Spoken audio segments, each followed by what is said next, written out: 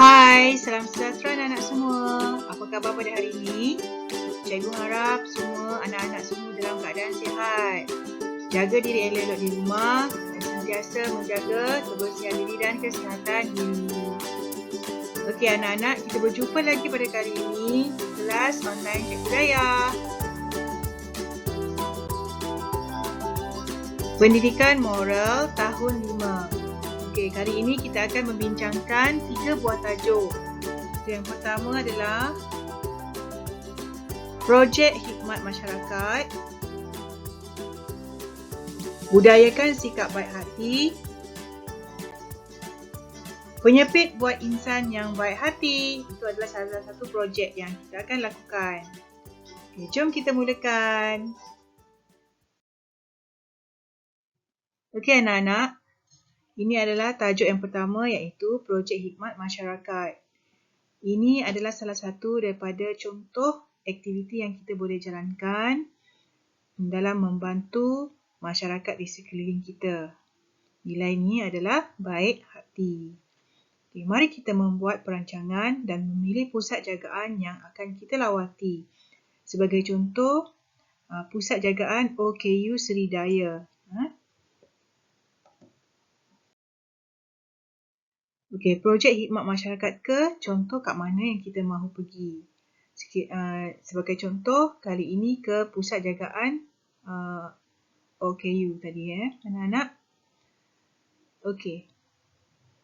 Keperluan yang diperlukan, aktiviti kebajikan yang dirancang. Ini adalah antara perkara yang kita akan ambil kira sekiranya kita membuat projek seperti ini. Okey, telah diberikan contoh dalam buku teks ini. Keperluan yang diperlukan adalah barang keperluan harian. Okey, apakah anak-anak barang keperluan harian? Okey, kita boleh berikan contoh makanan, minuman, keperluan diri. Itu adalah sebagai contoh. Bagaimana caranya untuk kita mendapatkan barang keperluan ini? Telah diberikan contoh di sebelah itu. Antara aktiviti kebajikan yang dirancang membuat kutipan derma. Kemudian, kita juga boleh mencari kedai yang sudi menaja kos projek berkenaan. Okey, di bawah tu adalah tempat kosong. Kita fikirkan apakah agaknya lagi yang kita boleh fikirkan keperluan yang diperlukan oleh penghuni-penghuni pusat jagaan dan juga apakah aktiviti yang kita boleh rancang. Okay, sebagai contoh, cikgu berikan pembersihan persekitaran. Kita boleh membantu pusat jagaan itu membersihkan persekitaran di persekitaran pusat jagaan seperti membersihkan longkang, membersihkan tandas ataupun membersihkan kawasan-kawasan tertentu. Okey, bagaimana caranya? Apakah aktivitinya? Kita boleh mengadakan gotong royong. Okey, seterusnya pemeriksaan kesihatan. Kita juga boleh membantu penghuni-penghuni pusat jagaan untuk membuat pemeriksaan kesihatan. Okey, bagaimana caranya? Kita boleh bekerjasama dengan klinik yang berdekatan. Okey, kita boleh meminta bantuan mereka untuk datang memberikan pemeriksaan kesihatan secara percuma. Okey, kemudian kesihatan mental. Mungkin penghuni-penghuni ini hanya berada di kawasan mereka, jadi mereka kurang berinteraksi dengan orang luar. Jadi mungkin mereka juga akan rasa terpinggir. Jadi untuk mengelakkan kejadian seperti ini, kita boleh mengadakan aktiviti apa ya anak-anak? Kita boleh mengadakan hari keluarga. Kita pergi melawat ke tempat mereka dan menjalankan beberapa aktiviti semasa hari keluarga tersebut. Apakah contoh-contohnya anak-anak? Okey, kita boleh menjalankan aktiviti menyanyi bersama-sama, masak sama-sama, makan bersama-sama ataupun berkelah bersama-sama. Aktiviti yang lebih berteraskan aktiviti sosial. Jadi kita boleh membuat mereka gembira. Ya anak-anak, untuk mengelakkan mereka daripada rasa terpinggir. Okey, apa lagi anak-anak? Keperluan kemahiran diri. Kita boleh juga membantu mereka untuk meningkatkan kemahiran diri mereka. Bagaimana anak-anak? Kita boleh buat macam mana? Kita boleh mencari tenaga pengajar yang mahir. Sebagai contoh, kita boleh cari pembuat kek yang mahir ke, sukarelawan yang mahir membuat kek ataupun sukarelawan yang mahir membuat kuih. Kita boleh meminta bantuan mereka untuk membantu penghuni-penghuni pusajagaan orang kelainan upaya ini untuk belajar bagaimana cara membuat kek, belajar cara membuat kuih. Betul kan anak-anak? Okey, seterusnya. Kamu dikehendaki membuat laporan bergambar dalam bentuk folio setelah lawatan dijalankan. Dan sekiranya anak-anak membuat lawatan seperti yang kita bincangkan tadi, anak-anak bolehlah membuat laporan bergambar mengenai lawatan tersebut. Okey, ini adalah antara contoh-contoh laporan dijalankan. Okey. Contohnya, projek khidmat masyarakat ke mana, tarikh bila, tempat kat mana dan nama ahli kumpulan. Kemudian jadual pelaksanaan projek iaitu tentatif. 7 pagi buat apa, 7.30 pagi buat apa. Kemudian mesti ada laporan bergambar semasa persediaan. Okey, contohnya kat sini mengutip derma. Kemudian laporan bergambar pelaksanaan. Contohnya semasa menyerahkan barangan. Kemudian anak-anak boleh memberikan refleksi. Refleksi ni maksudnya apakah dapatan anak-anak selepas menjalankan projek ini. Apakah perasaan anak-anak? Adakah anak-anak gembira? Sedih ke? Kena tulis kat situ. Apakah anak-anak rasa kepentingannya? Itu salah satu. Okey, projek ini kita boleh jalankan sekiranya sesi persekolahan sudah berjalan seperti biasa. Kita boleh merancang satu aktiviti yang kita boleh jalankan di sekolah. Okay, seterusnya.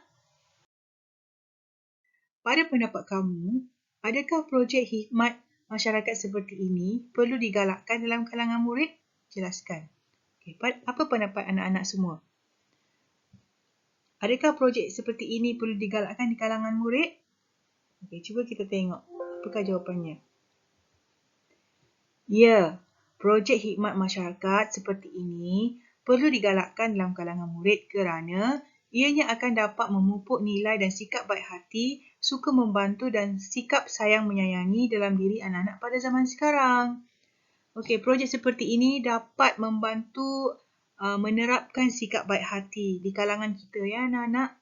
Apabila kita membantu orang yang tidak berkeupayaan, kita dapat memupuk sikap baik hati dalam diri kita. Bukan sahaja diri kita, tetapi ahli keluarga kita, jiran-jiran kita dan juga masyarakat.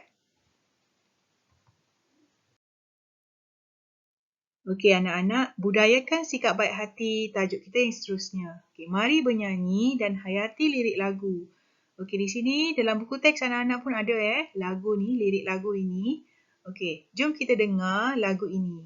Anak-anak boleh sama-sama menyanyikan lagu ini Okay, jom kita mulakan.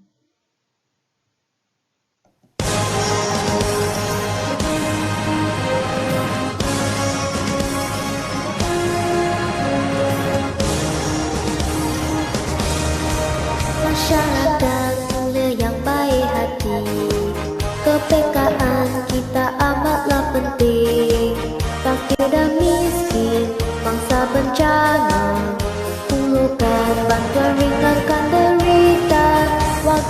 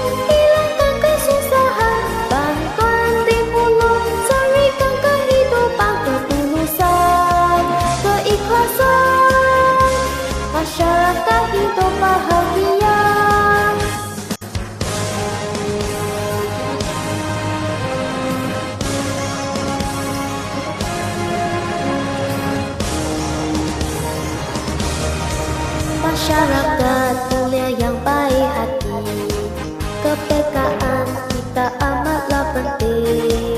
Fakir dan miskin, bangsa bencana, ulurkan bantuan ringankan derita. Warga emas dan juga ibu tunggal, pertolongan diberi tanpa minta. Bantu membantu, tak kira bangsa, eratkan hubungan kita gembira.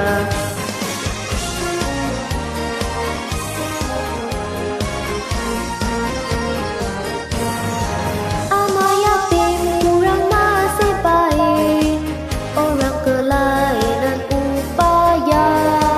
Bantuan tunai tenaga barangan, sokongan moral tidak lupai. Bantuan di hulu kepekaan kita, bantuan di hulu tak harapkan balasan tiada siapa diabaikan.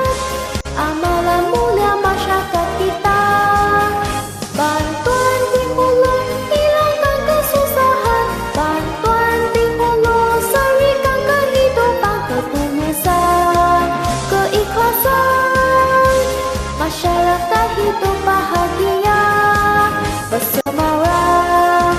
Masyarakat prihatin, bantuan di hulu. Okey, itu dia lagu tadi. Okey, anak-anak, itu adalah lagu Budayakan Sikap Baik Hati. Okey, cuba anak-anak tengok kat gambar tersebut yang di skrin ya. Okey, ini adalah antara contoh-contoh cara kita untuk memberikan bantuan Cara kita untuk memberikan bantuan. Okey. Seperti bantuan tenaga, bantuan wang tunai, sokongan moral. Okey, cuba tengok soalan di bawah tu. Senaraikan kepentingan bersikap peka terhadap keperluan dan kebajikan masyarakat berdasarkan lirik lagu. Okey, tadi kita dah dengar lirik lagu tersebut. Okey, cuba anak-anak fikirkan apakah antara kepentingan bersikap peka terhadap keperluan dan kebajikan masyarakat. Betul. Antaranya adalah dapat meringankan beban orang yang memerlukan. Kemudian, bantuan diberi tanpa perlu meminta. Dan bantuan tanpa mengira bangsa dan agama. Okey. Seterusnya, apakah perasaan kamu apabila dapat membantu anggota masyarakat yang memerlukan bantuan? Okey, apakah perasaan anak-anak bila dapat bantu orang yang dalam kesusahan? Betul. Kita akan rasa apa? Kita akan rasa gembira, dapat bantu, bangga kerana dapat menghulurkan bantuan, lega kerana dapat membantu ya anak-anak. Bila kita dapat membantu orang yang dalam kesusahan, kita akan rasa gembira. Dan apabila kita dapat membantu mereka, kita juga rasa bangga. Kenapa? Sebab kita telah membuktikan yang diri kita mempunyai sikap. Sikap apa tu anak-anak? Nilai apa kita belajar hari ni? Ya, baik hati. Seterusnya, pupuk nilai. Penyepit buat insan yang baik hati. Okey, ini adalah projek yang kita akan lakukan ya anak-anak. Nanti dekat rumah, cikgu mahu anak-anak hasilkan penyepit seperti ini Jadi alatannya adalah seperti penyepit baju kayu. Sekiranya ada kat rumah tu, ambil minta dengan ibu penyepit tu Kemudian gunting, gam, kad warna, pen warna. Kad warna ni dia keras sikit kalau macam kertas warna tu dia lembut sikit. Tapi kalau tiada, anak-anak boleh gunakan kertas warna. Boleh Okey. Ini adalah cara-caranya. Okey, pertama sediakan potongan kad. Warna 2 keping 9 cm darab 2 cm, 1 keping 6 cm darab 2 cm. Kemudian, yang kedua, tulis golongan yang dibantu. Contohnya orang buta kan kat situ. Dia nak bantu orang buta. Kemudian berikan contoh bantuan. Anak-anak nak bantu orang buta tersebut dengan cara bagaimana. Kemudian yang kertas yang satu lagi yang berlainan warna, tuliskan perasaan pada potongan tu. Perasaan anak-anak apabila dapat membantu. Okay, yang ketiga, tampalkan potongan kad pada penyepit, kemudian hias. Okey, apabila dah siap, dah tulis, boleh tampal di penyepit. Okey. Bawah tu adalah satu contoh yang dah siap penyepit hiasan yang telah siap. Bentuknya seperti apa? Kapal terbang.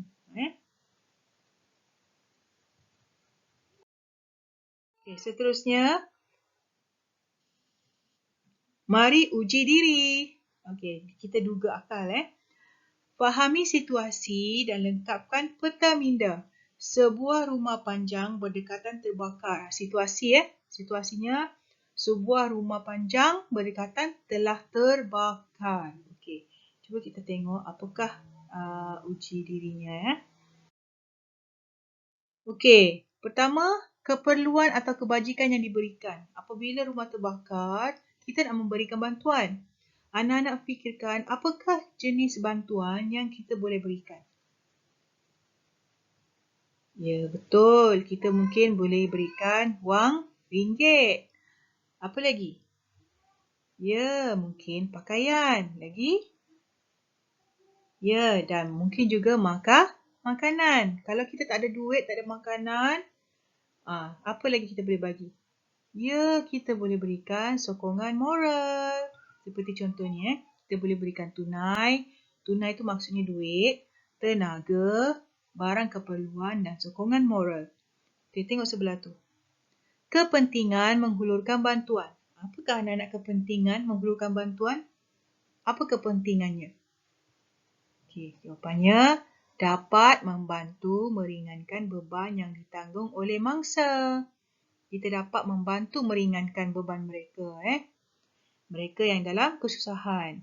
Okey, yang bawah sekali, perasaan setelah menghulurkan bantuan. Apa perasaan anak-anak bila dapat memberikan bantuan kepada orang yang memerlukan? Betul, kita akan rasa apa? Gembira. Lagi? Bangga. Lagi? Lega. Okey, seperti contohnya, kita akan rasa gembira, lega dan ikhlas. Okey, cuba tengok soalan di bawah tu. Ramalkan kesan pengabaian sikap peka terhadap keperluan dan kebajikan masyarakat. Ramalkan maksudnya kalau semua orang tidak memberi bantuan kepada orang yang memerlukan bantuan, agak-agak anak-anak agak apa akan terjadi? Betul. Manusia yang masyarakat yang memerlukan tidak dapat dibantu dan mereka akan rasa terbeban dan terpinggir daripada masyarakat. Manakala orang yang tidak membantu yang sebenarnya boleh membantu pula akan hilang rasa nilai baik hati dalam diri masing-masing. Malah timbul perasaan pentingkan diri sendiri. Kita tak nak jadi macam tu kan? Betul? Kita nak kita hidup dalam aman damai, sentiasa bantu-membantu, sentiasa sayang menyayang. Betul tak anak-anak? Okey. Akhirnya, bantulah sesiapa yang memerlukan tanpa mengira bangsa dan agama. Tanamkan keikhlasan dalam setiap bantuan. Kita pasti rasa gembira dan lega dapat menghulurkan bantuan seikhlasnya.